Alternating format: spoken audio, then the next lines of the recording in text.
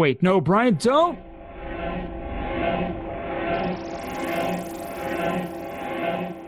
I'm Brian Kwong. And I'm Mark Ross. We're Salesforce experts that love talking about technology and Salesforce. We also love humor. Doesn't mean we're actually good at it. In the Salesforce community, I'm known as the Salesforce Wizard, likely due to me wearing a wizard hat at Salesforce events. And I'm known as Salesforce Yoda for pretty much the same reason. You should see the ears. We have a passion to help educate and entertain people. So we've joined forces to create WizardCast. We've got tips and best practices. We talk with interesting people. All mixed with quote-unquote jokes and humor. Welcome to the WizardCast.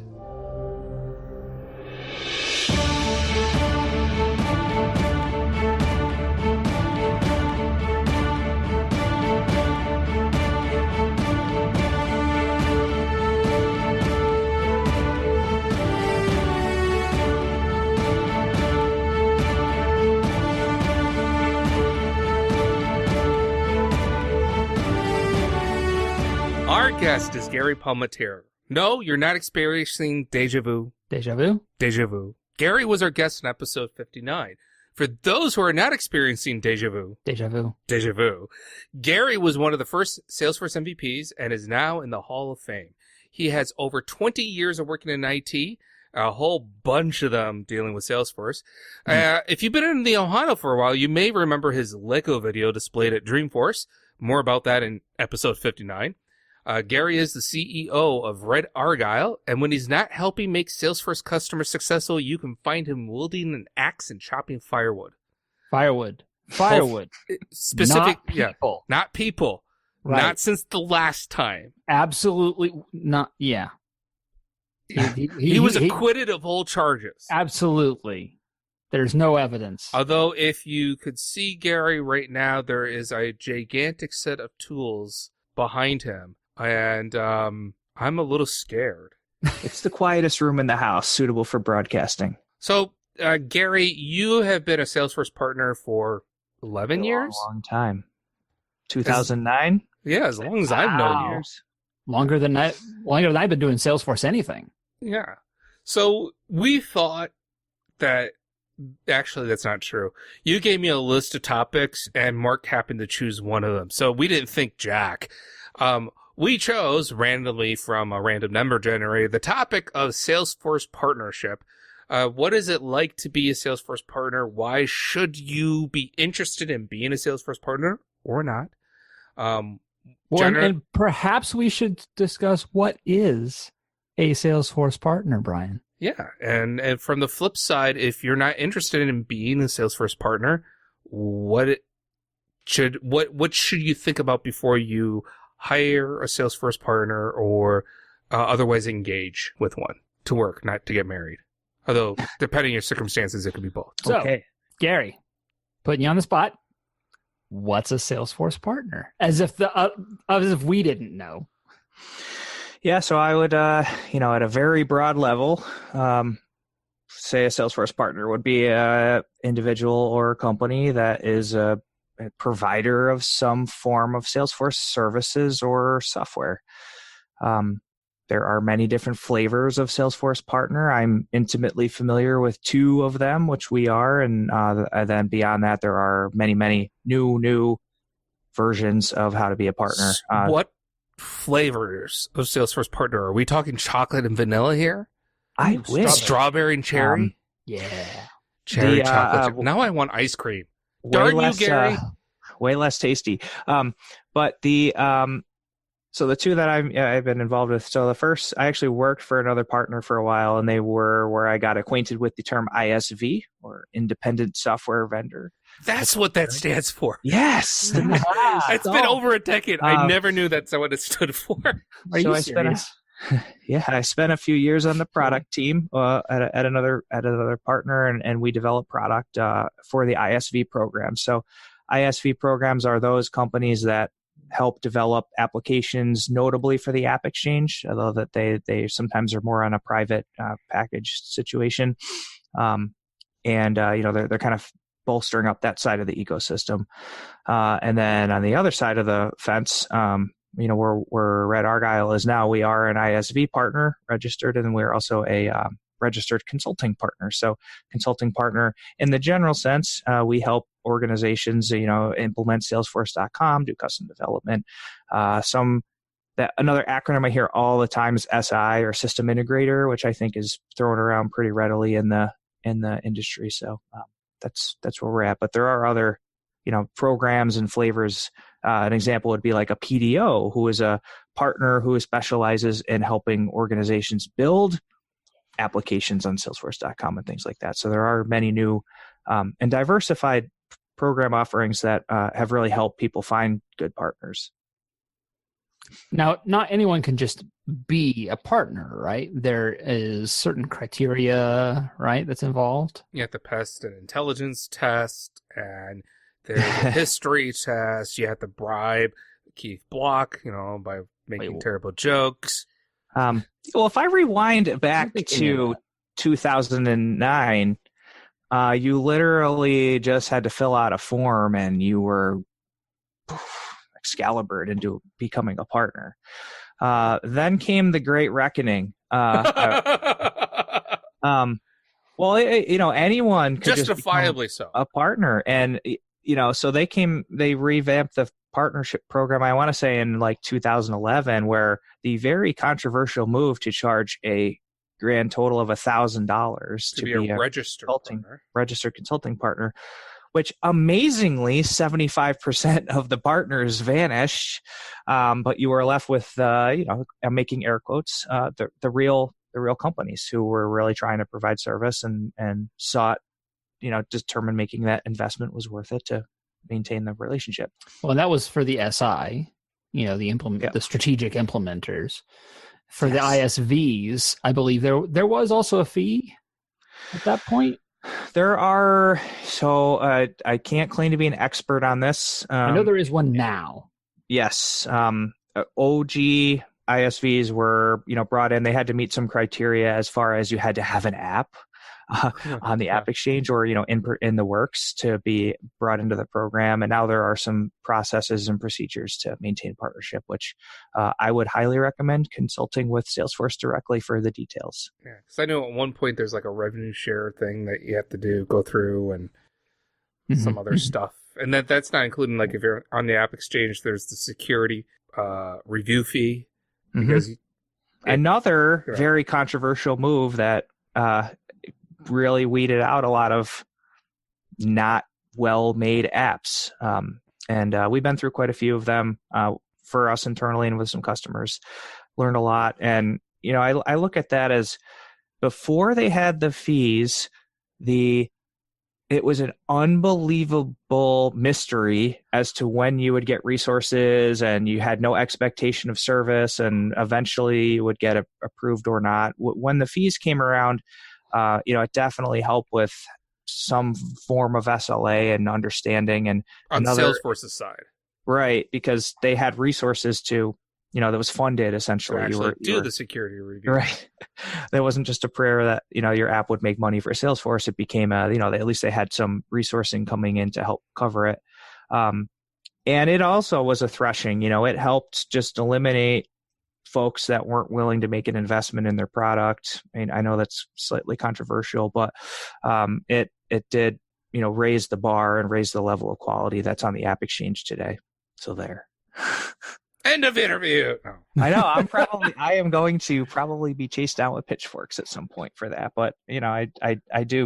It was controversial. I mean, I remember a lot of the conversations that go around that. I mean, there's it's all there to protect the Salesforce users. I mean, there's that perspective and there's the flip perspective, but we're not here to talk about that. I mean, we're here more in general, but to talk about partnership from the Salesforce, regardless of if you're going to go the ISV or if you're going to be a consulting partner. And Salesforce does have a whole partnership department, right? There are entire teams of people that are entire. Yes, they are very well organized. And I've had a really good experience with the team there. And you and I should have a offline conversation, because I mean, technically, I feel bad having it on the podcast because we're kind of somewhat not really competitors. But yeah, I've had almost the exact opposite experience but I think a lot of it has to do with size. You're a significant bigger partner than I am. So just in staff membership alone. Okay. Well, if we're going to go off of that, you're a significantly larger partner than I'm going to guess from a Salesforce revenue standpoint, you're probably a bigger partner than we are. Yeah, I think for us, it's always been, even when we're smaller, we try to just maintain proactive communications out with not only our, direct partnership contacts, but also any, other stakeholder groups within Salesforce. I've always felt like it's worth the effort to keep our friends at Salesforce informed of the comings and goings and doings at our company. And I've always found that effort has brought dividends and maintained really good relationships with the team over there. So, and I'm also in sales now, which you can probably laugh that I was once a full-time developer product and then became consulting, and now I'm really just doing sales. But that kind of sales streak does work both ways. And if you kind of put a little effort back towards your relationship with Salesforce, I think it can definitely bear fruit over time. I would agree with that from the stint that I had with partnership. When we were actually able to maintain communications with the team, we did see definitely a lot of assistance back and forth.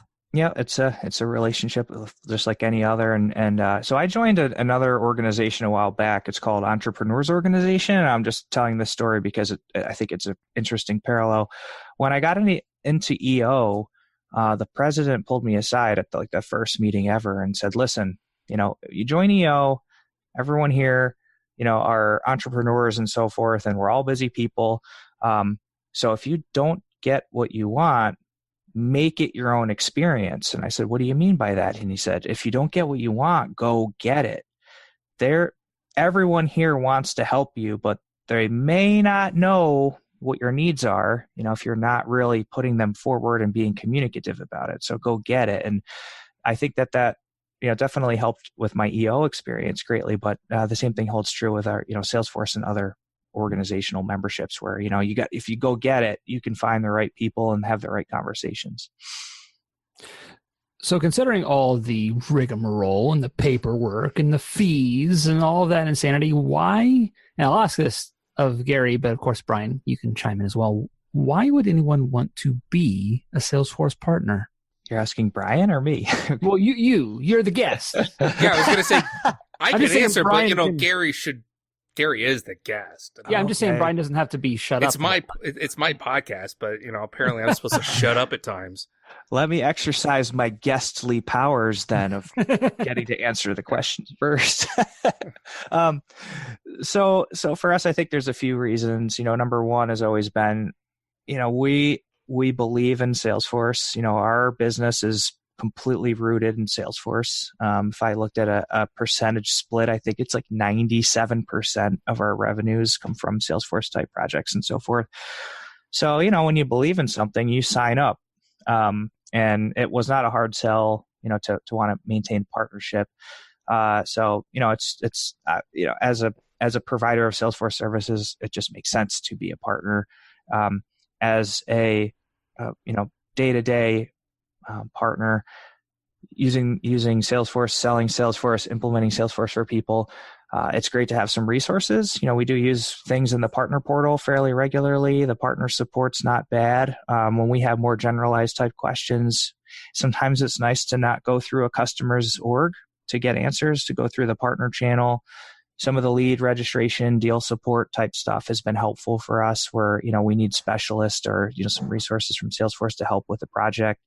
And again, it's just, we use the tools that are provided and they're, they help. Again, it's, you got to go after it and put the effort in, but it's out there. So if you're just, let's say somebody who's listening, they're just one person, right? They're not part of a company. They don't necessarily, maybe they're tired of reporting to the man. Maybe they want to do their own thing. Or the woman. Or thank you. I was going with capital T, capital M, not intending to be short shrift on the other side. But yes, fair enough. What should that person do to start their journey? So again, I'll say it's a very For the lone, lone individual Salesforce practitioner who is looking to get into the business of consulting or providing services, that's a very lofty question. Partnership considerations are just one little nugget of the answer. I would look at it, and in my experience, I started looking at goals really early, and my goal wasn't to bill a few hours here or there on the side. My goal was to make a career and a life out of it, and the way to do that is to basically pay your dues, get in, jump in with both feet with a plan. And, I'm thankful, and I'd be totally remiss if I didn't give a big shout out to my business partner, Tom, who, he's got the spirit of the company off the ground and started running, and then he just inspired me so much to join. That we kind of set all these goals together and figured this stuff out. And for us, it was never a question. We're like, we want to grow. We want to be a practitioner in the space. We want to be an utter professional organization. We want the credentials and, whatever it takes to be the best that we possibly can. And being a partner was just a small factor of that decision where it wasn't really a question. If for, the individual, I think it comes down to goals, where you want to go, what kind of resources you think you need. And the $1,000, investment to get in as an SI or a consulting partner, I have to think about that investment and, look at the business side. Is it worth that investment? If you're going to make $3,000 in the year, maybe that $1,000 is not the right move. But if you're trying to build a business and really grow, I think it's worth consideration. But talk to your mentors, think things through, and hopefully that'll lead you to the right answer. I mean, like all things, it's kind of more of a general question because it's not necessarily specific to Salesforce, right? Because really what you're talking about is entrepreneurship. Mm-hmm. If you want to look at it explicitly from, hey, I'm thinking about being a Salesforce consultant, you may be better off joining a consulting group to, one, figure out, do you like that type of work? Because it is a very special type of work and it's not out for everyone.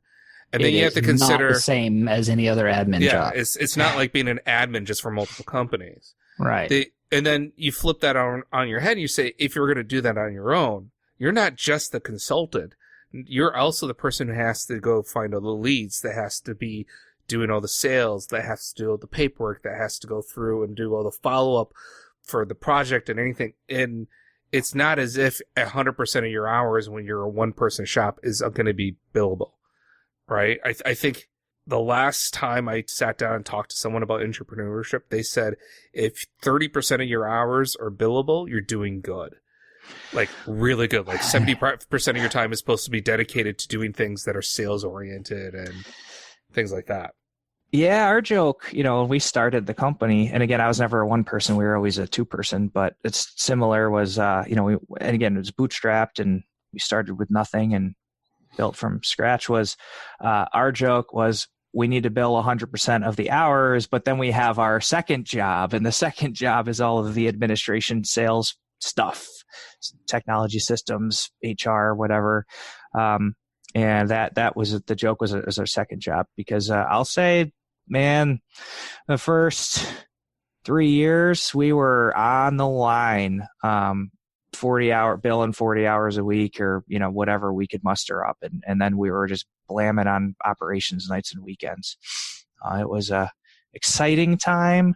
It was also at my, new advanced age. I don't know if I would be able to do that now, but luckily, I was a little younger and a little more spry to do that kind of grind for a couple of years. And it was kind of in the heyday, right? I mean, there was back in that time frame, there wasn't that many consulting partners out there. Now it seems like you can't shake a stick without hitting a consulting partner. Yeah, particularly in the geographies. It was upstate New York where we're mostly located. There weren't a lot of games in town, so the local projects were not terribly, competitive. But I'll say it's kind of a mixed bag because I still feel like there's a abundance of work for companies that are really on the hunt for it. There's more partners, but more work. And what I think that has really created is ability You lose 20 Sorry. points for that. Yep. No, I did. I even told you at the beginning of the episode. That makes a lot more room for diversity and specialization now that there's a lot more work. And, when we started, we would just take any job that we could get our hands on that we had the technical capacity to do. And then, and the ecosystem is moving that way as well, in my opinion, where I think specialization is really paying dividends to companies that are going in that very aggressively. In my experience, it's what customers want. They're almost exclusively looking not for somebody who can do Salesforce, but for somebody who has done Salesforce in their vertical. Mm-hmm. Or product specializations. I had a call today and someone said, "Do you specialize in Remedyforce?" Remember that? Oh, God, that's still a thing? Yeah. This company is really deep into it. So it was an interesting conversation where there's apparently a big vacuum in that space. So if there's anyone out there like, what could I do if you want to master Remedyforce? I think there's some standing implementations out there. Wow. Yeah. I wonder for how long. But, it's a good point, because I've been thinking about this from an admin's perspective. Back in the day, with the exception of code, you kind of were expected to know everything. And now the platform and the company as a whole is so big. It's too big for one person. You almost need to have someone who is a security expert, someone who's an architect or expert, someone who is Sales Cloud or Service Cloud expert. And then you throw Marketing Cloud on top of that, Health Cloud, Field Light Service. Now you have analytics in play and Einstein. There's no way one person can be an expert at all of it, right? It's kind of like, what's the saying? Apprentice to all, master of none, or something like that, right? I agree with that. And, it definitely comes down to, how do you either train yourself, train your team.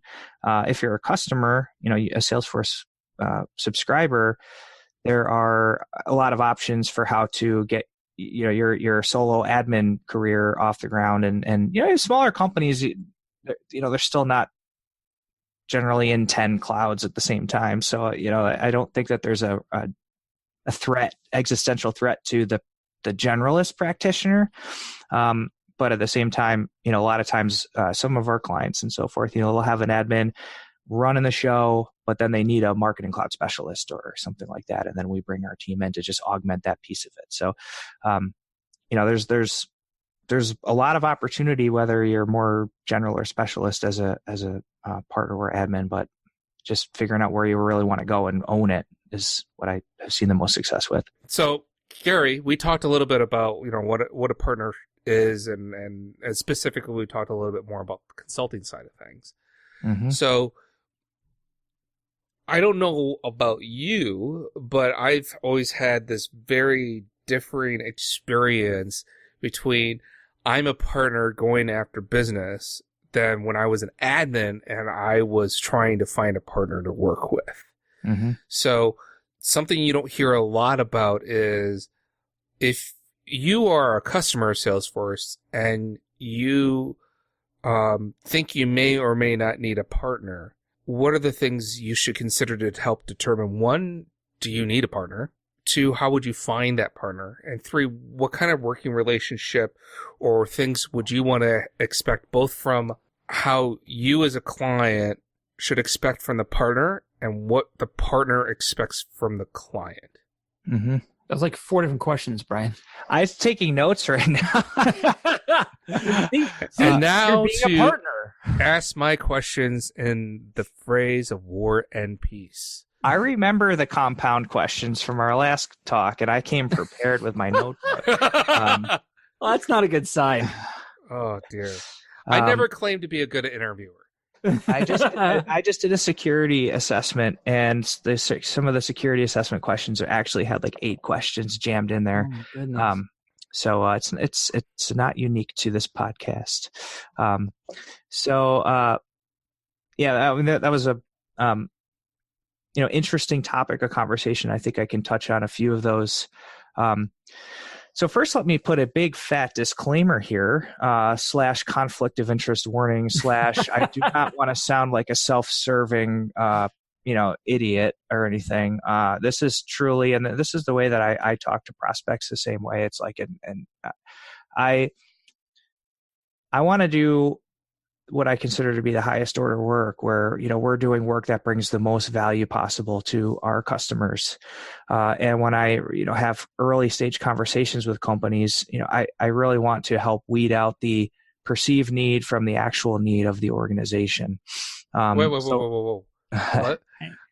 I'm stopping you because you and I do the similar job. What do you mean by a perceived need? Because I understand what you mean, right? But let's face it, a lot of the folks who are listening are admins. What the heck is a perceived need? So for me, I get a lot of requests for very specific technical services that when I go back and start asking some business questions about the why, why do you want this automation? I need this business process to work a certain way, and who owns the process? And you start going back up the food chain of the why behind these requests. It very often opens up different types of conversations, which are generally more targeted to, what the company is trying to achieve, not what the admin is trying to achieve. And I'm not saying that the admin is wrong. It's more of okay, that is absolutely a technical solution for the problem which we've discussed, but are we solving the right problem is what we find. And it doesn't always come from an admin. Sometimes there's not an admin at the company. The metaphor I used to use was somebody saying, hey, I need a car. All right, I can get you a car. What are you going to use it for? Well, I need to get from London to Tokyo. Well, maybe a car would get you there, but maybe let's see if we can come up with a better way of doing it. See, my Salesforce version of the analogy is the equivalent of someone saying, I would like a required checkbox. Why do you need a required checkbox? Well, I need a way to indicate that a customer or person is a valid contact still, and I need to make sure it's always filled in. Yeah, and that's and I don't usually get that kind of stuff. I know, but it's the simplified example, right? But if you're thinking about, if you're asking the question, can a partner help? I think that the consideration needs to have to do some stakeholder analysis to understand internally what would the goals for a relationship with a partner entail. What do we hope to accomplish from working with a partner? Where do we think we can get value from them? And then, trying to outline, what what our perceived needs are at the time, which, may or may not be right on target, but that's part of our job, and it's like, are you a lawyer? No, but can you muddle through some aspects of the law? Yeah, but when you're in something complicated, it's great to bring a lawyer in to help with the finer points, details, and hear out their experiences. And that's what we try to do is fill that need. Wait, are you making the announcement that Reddit Argyle is becoming a lawyer firm? No. I am blessed with the privilege and responsibility of analyzing all of our legal agreements, which is a fun part of my job. That's your fun part of your job? I'm very detail oriented. Garry, you need to get out more. But again, going back to need, is your company trying to do something with the business that's not getting done? Do you have time frames that you don't know if you can meet them? Do you have the mindset to say, we're going to invite someone else in to look at our challenges and validate, how that we can all work together? And, again, engagements go the whole range. I have engagements where we never even look at Salesforce. We just talk about business problems, figure things out, and then the admin has a great plan to go forth and conquer. I love those projects. We also do a lot of stuff with Salesforce Premier Success where, we'll do that kind of thing. And then, they can go subscribe to the 3 or 4 accelerators that are potential follow-ups, and it helps bridge the gap, and then things are off to the races, and, a little support on the side or something. But, it's really trying to find that, what can a partner provide? And the best way to find out is to, again, look at your needs, figure out where can a partner fit, and then go talk to some partners. And however you find those is, there's could be a whole podcast on how to do that. But I think for me, the episode 93 with Garry, how to find a partner. Being a local, a lot of our clients are local. I always say, see who's in your backyard. I think that is always a good place to start, because whether or not you engage with that organization, they're going to have a more vested interest in helping your company be successful. Definitely. Even if you go meet with them and the answer is, we're probably not a good fit, or, the other way around, starting to do that diligence. So always do a local search, try to find something close. I definitely say work with your Salesforce account executive, see if they have recommendations. We have to do a lot of good work to get recommendations by Salesforce AEs. So, if they are recommending a series of partner options, then there are usually some modicum of legit. The App Exchange is obviously a great place to do some broader searching and find those vertical specific ones, because, the filtering and searching there are very powerful tools. So there's, just a couple quick thoughts on where they can be found. I always like to go to betterpartners.com personally, but that may be a biased answer. I would recommend going there as well. But it's funny, we get all those channels are real, and we've seen things come from all of them. So one thing I would add to that, Garry, is make the assumption that you're going to look and talk to more than one. Yes. And I even tell prospects that they should. I'm again, I really want to do an honest day's work, and I want to do the best value possible. And if I'm the first phone call that someone makes, I'm just like, I hope that you talk to some other folks and figure out what's out there. And then if it makes sense to have more conversations, then let's go. But even when I'm on the receiving end of those early stage calls, I don't want to just say, yeah, buy the first house you look at. I think really talking to some other different options, getting diligence, seeing if there's a cultural fit, vetting them a little bit. Are they, does the company have insurances and all that fun? What do their legal documents look like? How are they going to communicate with you? How often are they going to communicate with you? Mm-hmm. What are they going to communicate about? Yeah. Who's going to be the person communicating you? I mean, you should you almost are doing this as a reverse interview as a customer. You are looking for help, but at the same time, you are interviewing them and they are interviewing you. Mm-hmm. And trying to find that fit. What I really liked, you talked about trying to find what that need is. I always call it, what is the pain you're actually trying to solve? Yep. And there are people out there that are saying, the pain I'm trying to solve is I have this app, I just need to get this app built. And we don't have the time to do it. And they don't want to go through what a lot of the SI consulting partners will do, which is take you all the way back down to square one of, let's do all the business needs and discovery and design and all that other stuff. But there are partners out there, there's lots of them, that will literally say, just give them a spec and they will just build it. Mm-hmm. Right? And that's what makes that kind of fact finding, talking to multiple partners, all the more important. And it's the type of thing that you need to know ahead of time, that you're at that stage, that, yeah, you may think you have a solution, but did you as an organization vet the solution and do the discovery internally that you need?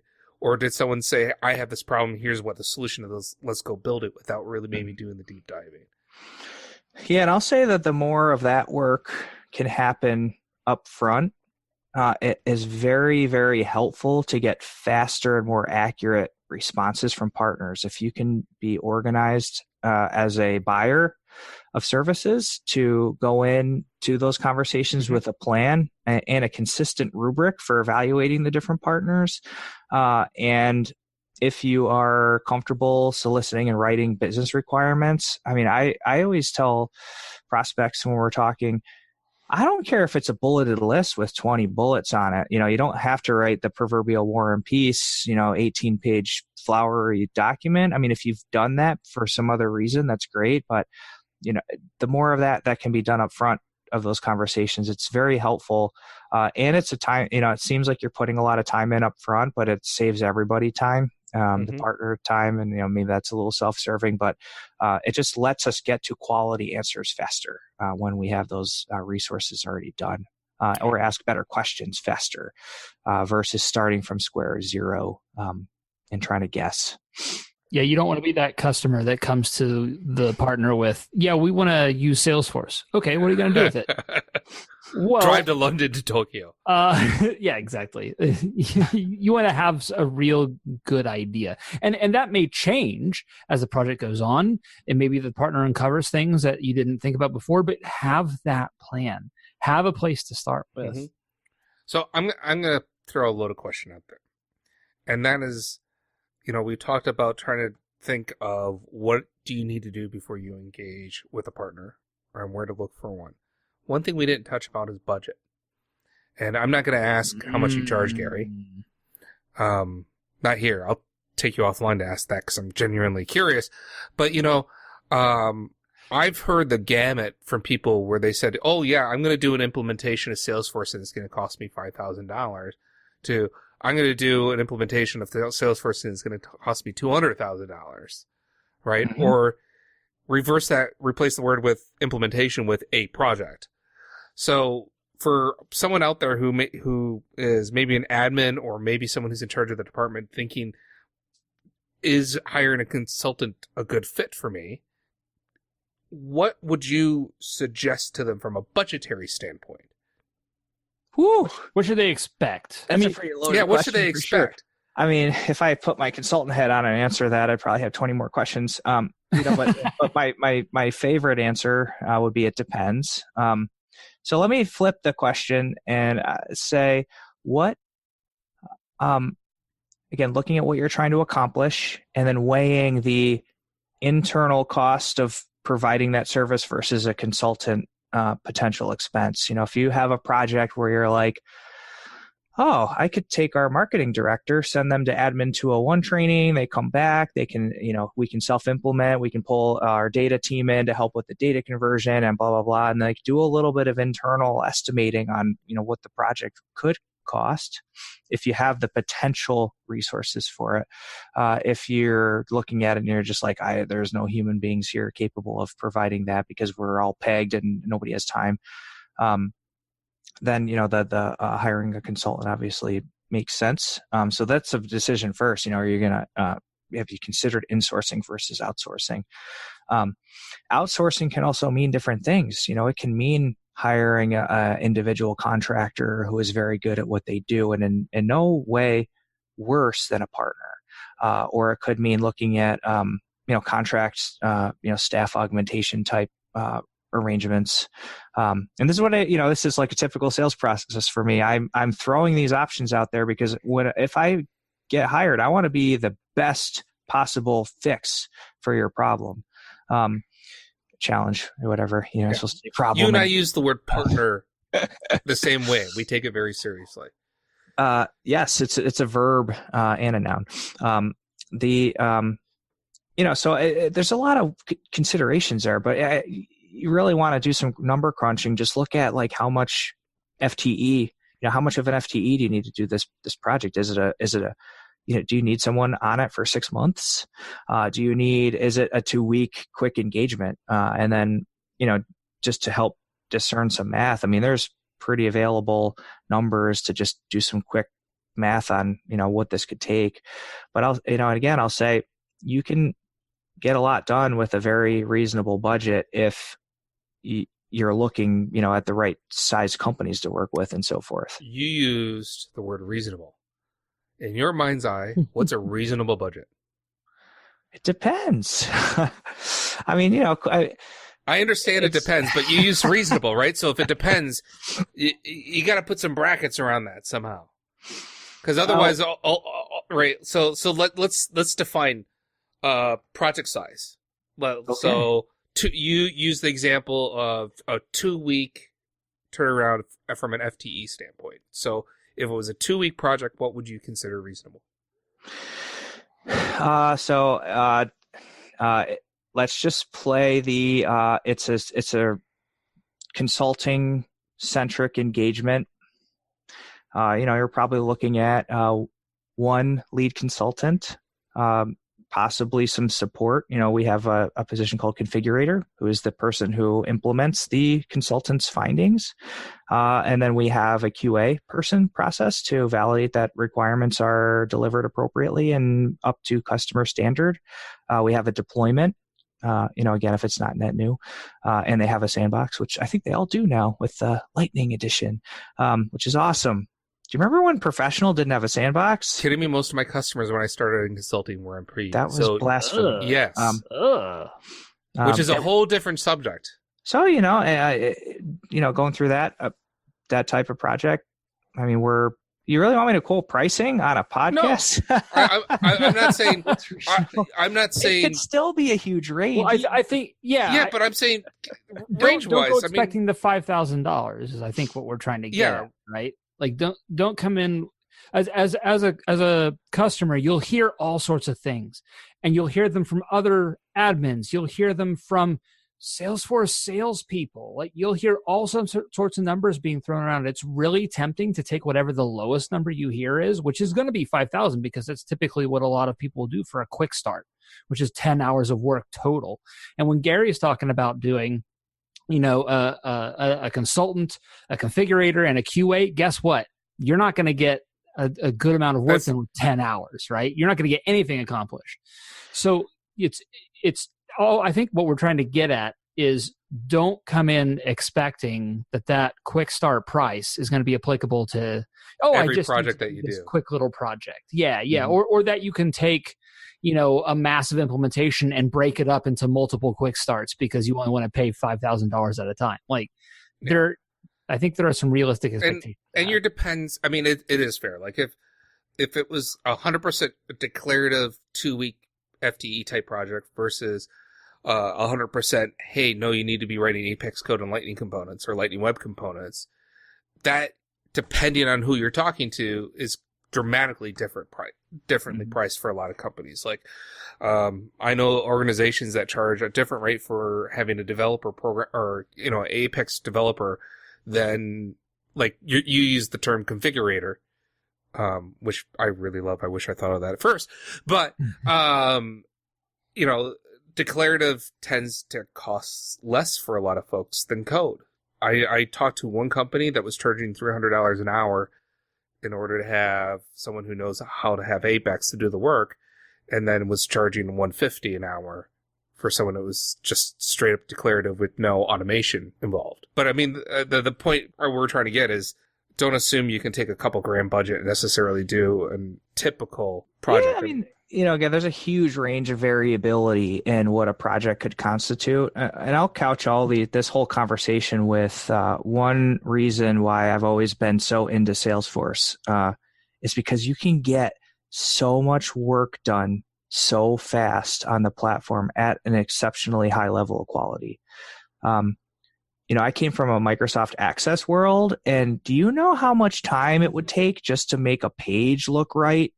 How much time it would take to get a security model to look right? And then Salesforce comes around, and that week of work is now 15 minutes of work. So, I definitely want to qualify these pricing conversations with, we're doing 10 times the work that we used to be able to do a decade ago for a cost. And that's very fair. I mean, I guess, I look at it as most of the time and cost is not in the actual configuration.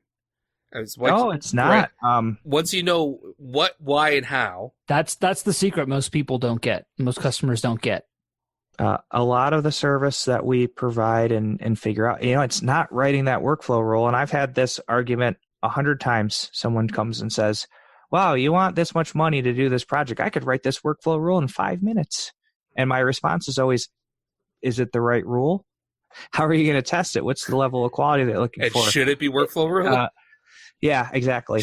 Do you need automation at all? How is it going to fit with everything else you've got and you're asking for? So there's all of that, and then the other side of it is how much of a perceived budget do we need to set aside for change management and training and documentation and all of the artifacts that you want to leave behind from a great project? You can get in there, and I mean, I did a demo today. I just pinging you about it earlier, and I took a blank org and had a really nice Service Cloud and Sales Cloud experience up and running in a few hours with reports and data and everything. But that's just because it's the golden path. And if you think a 4-hour golden path is going to just take your company from zero to fully configured org, that's where I think that we see some discordance in pricing conversations. But the starting point keeps getting higher and higher. The level of quality that you can do is faster and faster. But all those conversations, putting in the right tech and then putting in the right change management practices and artifacts that follow up, I think are critical for project success at any price point. And trying to shortchange budget, it's like I splurged on 2 things this year. I have the Lego Millennium Falcon and I have a nice pair of boots. I've never in my whole life bought a nice pair of boots. And I've just worn the cheapos my whole life, and then they got the job done. They weren't very comfortable. They leaked water when they got wet. And then I bought a nice pair, and man, it just if you've ever been golfing, and you like put a golf glove on and it's just like nice, it just feels nice. Like that's what putting a pair of boots felt like. It's like soft and they're comfortable and they don't get wet and they're going to last a long time. You're making Brian jealous. It is you get what you pay for conversation, and that holds true through physical goods. I think tech as well. And something else to keep in mind is that your companies like Red Argyle and Better Partners are not going to charge nearly as much as somebody like an Accenture or a PwC is going to charge. No, I mean, there are, different partner sizes that indicate, what their price points are, but with that, again, I think we're also going after completely different businesses. Yeah. Right. I mean, there's also different. Better Partners is probably where Red Argo was, 7 years ago, maybe? We're going after SMBs almost exclusively. It's a price point. It's a capability need. Say that you need like a very high level of compliance. It immediately forces you to go to an organization structure size that can manage your compliance requirements. You're a bank? Yeah. Financial services, anything Sarbanes-Oxley, HIPAA stuff, anything in the European Union, all those things, like it requires more resources to be able to provide that kind of work. And more specialty. So yeah, I mean, there's a huge spectrum from that perspective that are have to factor in, but yeah. So I'm gonna fold back to my War and Peace series of questions that I started off with here. Communication. I think you and I are probably very aligned with communication expectations, at least from the partner side of thing. So for someone who's maybe never worked with a client, or maybe just had bad client experience or partner experiences, and I'm sorry if that's true, what do you think is a reasonable expectation for a client to expect communication-wise with their partner? So I think that the partner should listen to their desired cadence of conversation first and implement something along those lines for the life cycle of the project. It's so easy. Humans are habitual creatures as a partner and as a client. As a client, you might like to just email everyone. And if your partner can know that and respect that, then you guys can have a great email relationship at a certain cadence. If you like to have a daily stand-up video call, that should be baked into the project plan. But whatever, your communication preferences are, finding, as one of your vetting questions for a partner, understanding, what they like to do, and then understanding, do you feel comfortable with that? Is it within your realm of perceived productivity to work a certain way? I ask that, in the sales process, what is your preferred communication cadence and medium? Some clients like Zoom, some like Hangouts, some like the telephone, some like email, some like chat, Slack. We've been popping off Slack channels for some projects now with our customers. Finding that stuff out is smoke signals. But if you never have that conversation when you're hiring a partner, you're going to just get the default, which may or may not be what you prefer. And I'm not saying the default's bad, but I'm saying the default isn't what you ordered. The default is what, just what comes with the engagement. So understanding those things up front are huge for all parties. I'll say a partner does not want to disappoint you. We don't go into a project and say, we're going to suck on this one just because we feel like it. We always want to do good work. And I think I could say that pretty confidently for most partner organizations and the staff that work there. People want to do good work, and having those just as, understanding the nature of the work up front makes the engagements a lot better. Was that too self-serving? I think it's just universal truth, but today's sponsor is Red Argyle.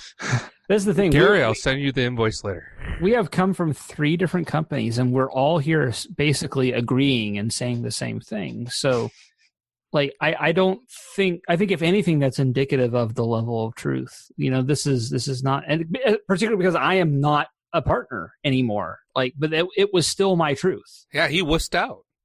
I totally did. I went for a better life, and I have attained You went for your dream job. So, Garry, you and I were chatting in Slack before this with the laughable question of whether or not we had prepared questions. Okay. And we started talking about midlife crises. So, other than the fact, it sounds like you bought a Lego Millennium Falcon and a nice pair of hiking boots. Are those your midlife crises now that you're hitting 40? This doesn't sound like a crisis, really. Yeah, it sounds pretty reasonable to me. The real thing that was a challenge for me was more not about stuff. It was really about thinking about time and thinking about health. I don't want to sound preachy about health, but when I was 39 and a half, my son's like, I'm 5.5. I went to my doctor, and doctor's like, man, you weigh like 5 pounds more than you did last year. And that was 5 pounds more than the year before that. And that was 3 pounds more than the year before that. And that was 2 pounds more than the year before that. Do you see the trend here?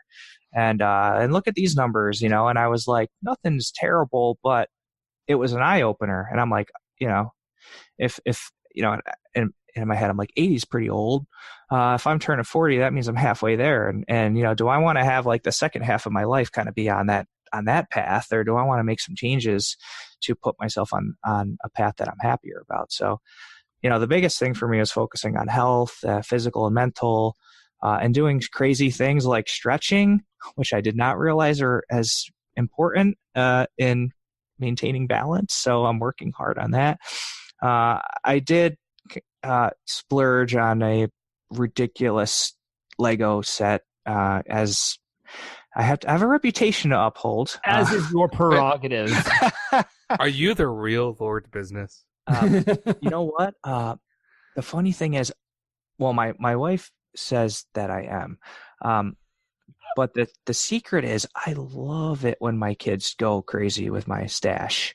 And you can't see it in here, but it's around the corner. I've got about 100 well-sorted drawers of parts, and if they're in there tearing it apart and building stuff, then I'm happy. So, but the caveat is, like, things like this Millennium Falcon, when they're done, are going like on a display case because you're gonna crackle it. That is not a toy. It's an interlocking. What is it? Interlocking brick system. So I think I have a little bit of ages 5 and up. But my Force Awakens Millennium Falcon is up on a shelf. I mean, I'm generally happy, and no, I'm not going to go get my convertible anytime soon. I'm enjoying the work. I'm enjoying my team. My family's doing great. Just trying to focus on making the next half of the journey. Well, really. You said earlier before we were recording that you bought a pickup truck, right? Well, that was like 5 years ago. That was really a utilitarian move for my firewood habits. If you want a convertible, just drive under a low bridge at high speeds. I actually had to. So the funny engineer in me coming out, I had to measure because my garage door is like very small. So I had to actually buy the truck that would fit. That had to be like low enough and narrow enough, and I have to still fold one mirror in to get it to squeeze in. But so no lift kits or anything fun like that. All right, we're over time, Garry. But is there anything you want to bring up? I think, just in closing, I think this conversation's been a little mental reverie for me of thinking about the start, middle, and current state of, where we're at with, and I'm not implying that this is even close to the end with Salesforce. And I just definitely want to reiterate my love for the Salesforce community.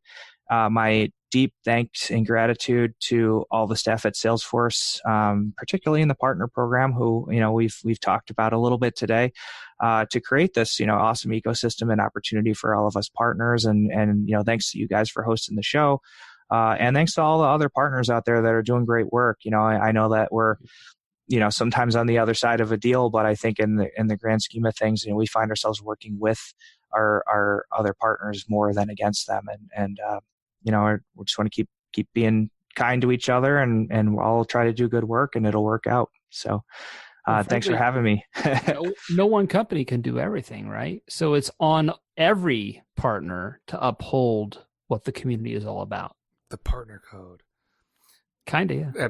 I'm sorry for almost laughing, Gary, but I had this overwhelming desire to start playing music in the background because it was beginning to sound like an acceptance award ceremony. Oh, no, that was no. I wasn't not accepting any awards. Would you like to? We can make one up. Well, funny story about awards. I just got one of those 40 under 40 awards for the Albany area, and I just squeaked in by like 5 days. So I felt kind of like the ringer, in like the 8 to 12 league, and you have the 12-year-olds in there. Like I was like, I just barely squeezed in the last potential chance in my life to get it, and it was definitely a big honor, but it was funny. I was the oldest one there. Oh, Gary, it's always a pleasure to talk with you. We need to do it more often.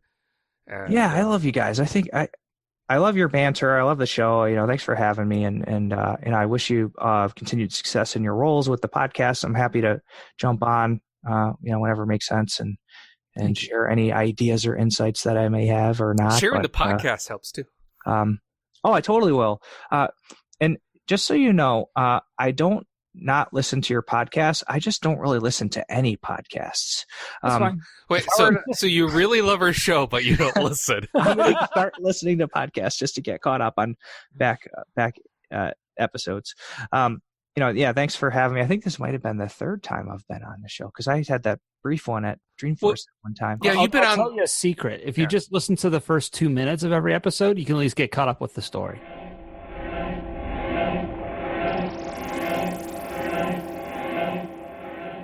Mark, I was making a joke in the previous episode about how we need to have an official segment on what Salesforce is acquiring, because there's been so many acquisitions lately. It's a time of the year that you get new budget, first part of the year. It's pretty typical. I guess, but there's so many acquisitions that's from Salesforce. I think we do need to have an official segment that I'm now calling, What is Salesforce Buying Now? What is Salesforce? What is Salesforce? What is Salesforce buying now? That's awful. Okay. So for those of you who haven't heard, Salesforce is buying Tableau. For those who don't know what Tableau is, it's basically a business analysis tool. It's a BI tool. It's BI. Yeah, business intelligence. In other words, reports. Yes, and it's for $15 billion. That's a B billion. Which is appropriate. Which is appropriate. Because every time I looked into how much it would cost Tableau, it was about $15 billion to get it installed on my org. Hi-oh. No, okay, but it was a little bit expensive. Oh, yeah, Tableau was not a cheap product. No. Is not a cheap product, I should say. Right. Well, and that's the thing. Don't expect that Salesforce is going to automatically turn around and make Tableau services available for free, because they didn't do that with MuleSoft. No.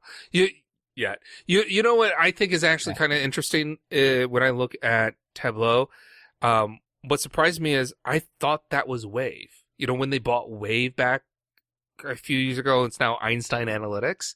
I thought that was going to be Salesforce's path to the business intelligence tools. Yeah. No, as a competition towards products like Tableau. Absolutely. You're not wrong. That was the intent. So why happened? Did they buy Tableau? I don't know. I mean, I understand why they bought Tableau, but why do they feel they needed to buy Tableau as something on top of their existing business intelligence tools? What's the missing gap? So I have a theory. Can you say this theory as a Salesforce employee? I mean, it is completely uninformed. I have spoken to no one. I know nothing. You hear that, Brian? I'm admitting it. I know nothing. Yes, you know nothing, Jon Snow. Yeah. Either way, this is complete conjecture, not informed by anything. Speculative. My words only. Do not buy stock based on the words of Mark. Safe harbor. My thought is that they're acquiring Tableau. They're going to continue to charge for Tableau. Tableau will continue to be the paid product.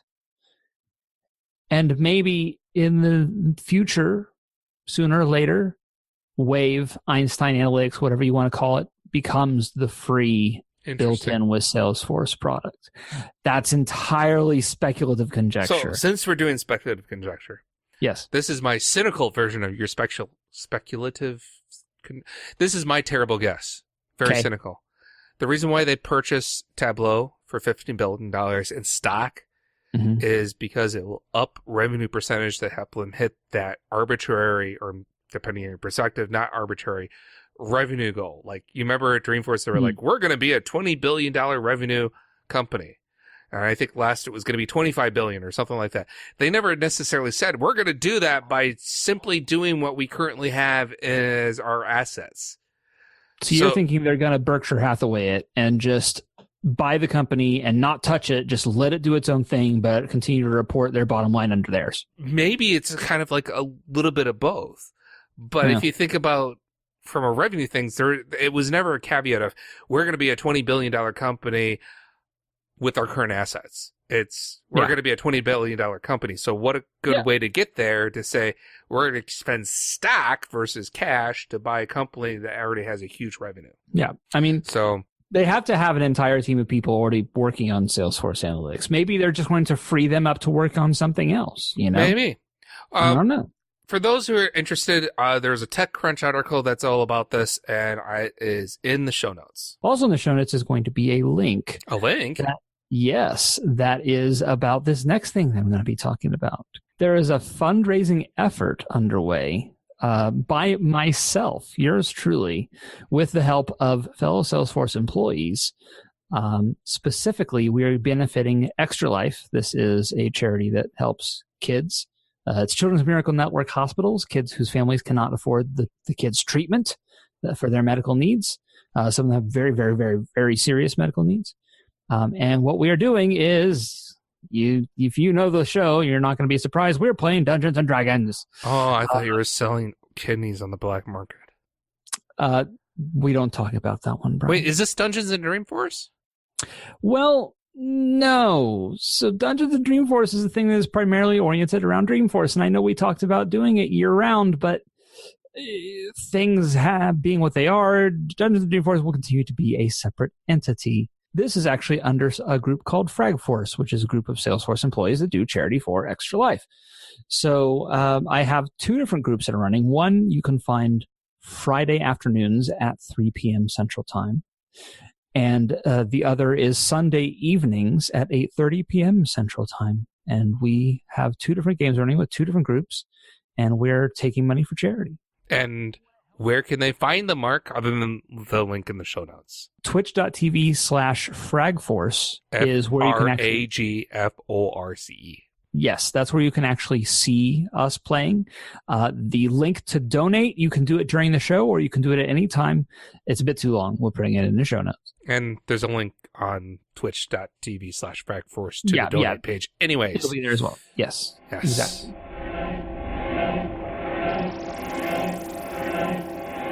In the Salesforce boardroom, Keith Block says, "Okay, what company are we going to acquire next?"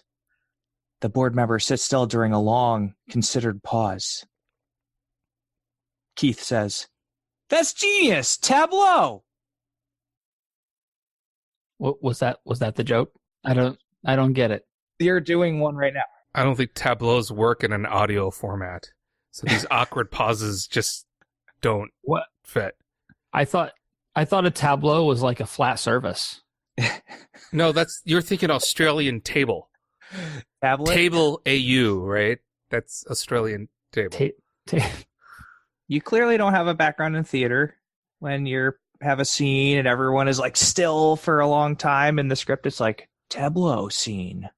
Ta ta ta ta. Oh, well, it's been a long time since I've done that. My jokes are rarefied air when it comes to punnery. You know, even for the WizardCast standards, that's awful. Brian, I kind of miss your jokes now. Well, and now we've level set for the rest of the season what the jokes will be like. If I can beat Gary's joke, thank you for the submission, by the way, Gary. If I can beat Gary's joke, we're running high. That said, if you think you could beat Gary's joke, or in either direction, if you think you have a worse one or a better one, you can let us know by emailing us, wizardcast@thewizardnews.com. Stop. No, not if you have a worse joke. Not if you have a worse joke. Yes. Or if you want to do what Gary did and actually say your joke, you can leave us a voice message at 608-492-0321. Yeah, if you're going to send us a worse joke, the least you can do is face the music yourself. Don't just evade it by no anonymous jokes. No terrible anonymous jokes. No, you own that. We already have Mark as an anonymous joke. Yeah, well.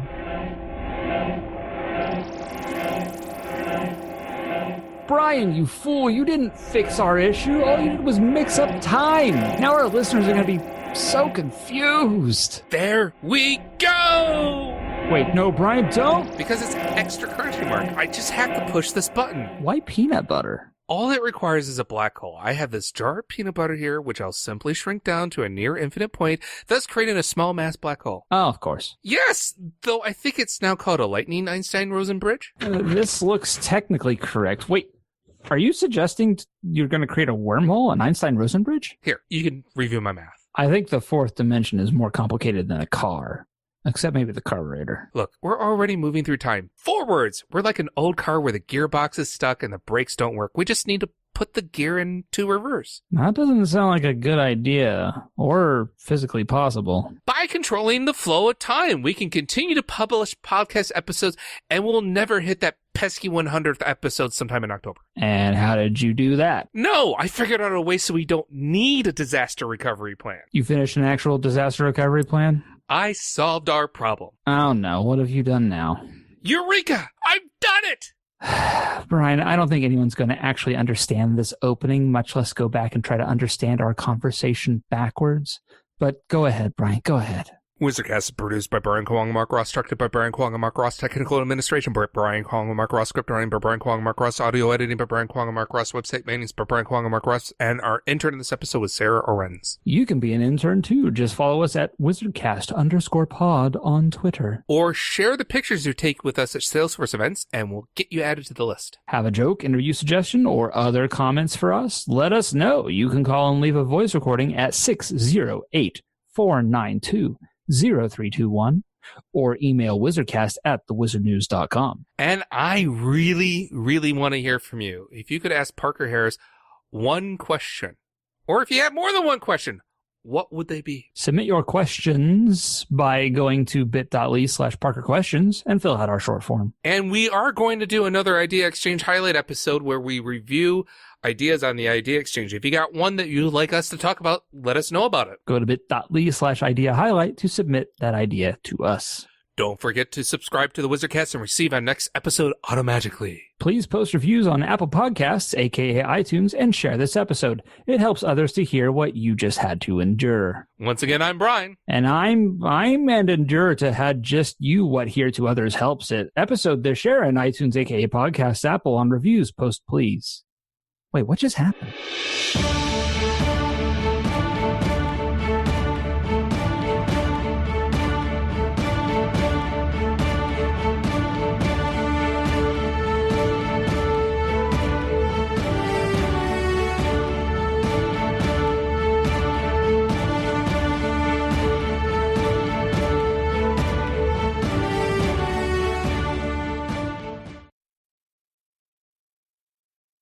So if you want to help kids, if you don't, do you like kids, Brian? Do you hate kids? Do I like kids in what context? For breakfast? No, not particularly. If you unlike Brian, don't hate kids. Please donate to help them. I mean, they got a funny taste. I mean, maybe with enough ketchup or barbecue sauce. No, not even that. We are talking about baby goats, right? No, Brian, no. Oh. I would like to retract my last few statements. I sincerely apologize to those that I have called injuries or otherwise offense. Okay. Kwong for President 2020.